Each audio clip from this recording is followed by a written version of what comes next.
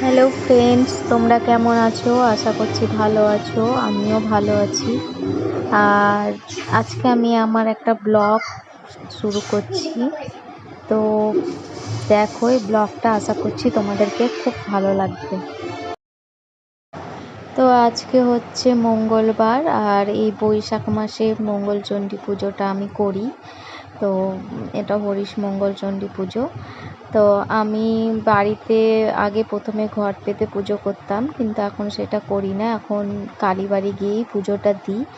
তো দেখো, আমি এখন যাচ্ছি মন্দিরে পুজো দিতে। আর এটা দেখো, এটা বাবার মন্দির।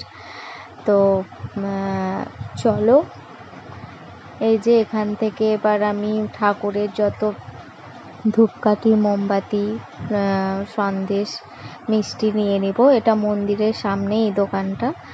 তো এখন আমি গিয়ে এবার মায়ের অঞ্জলি দেব। আমি অঞ্জলি করার সময় ভিডিওটা করতে পারিনি, এই যে মা স্বয়ং। আর এখানে পুজো দেয়া আমার হয়ে গিয়েছে। তো এই যে আমি বাড়িও চলে এসেছি।